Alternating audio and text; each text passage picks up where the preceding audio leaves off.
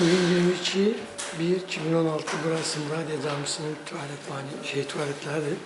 Yani yeni yapılan, bak yerden ısıtıcı. Yani kaliferler yerden alacak. Taşlar yukarıdan gelirdi, şeyden gelirdi bak. Allah razı olsun yapandan, yaptırandan.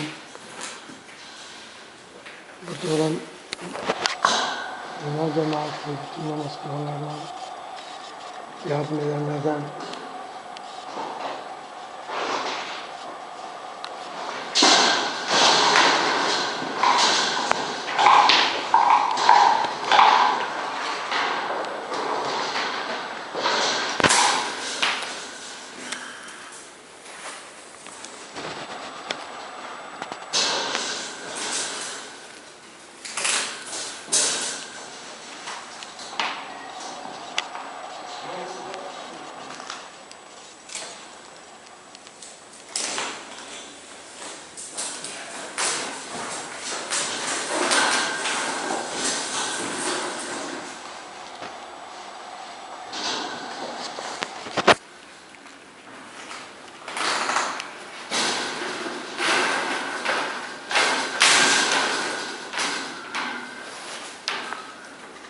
Oldu ustalar, ellerinize sağlık.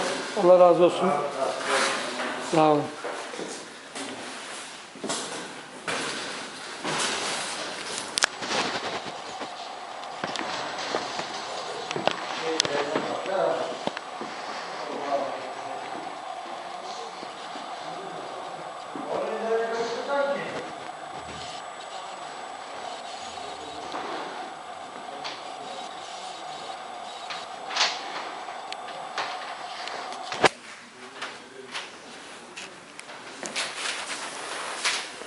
İşte Kur'an'ı yaptılar. İnşallah bak ne zaman biter.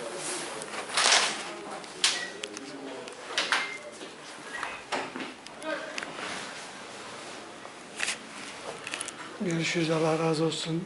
Yapandan, yaptırandan, herkesten, buradan, cemaatten, her şey için teşekkür ederiz. Allah'a emanet olun.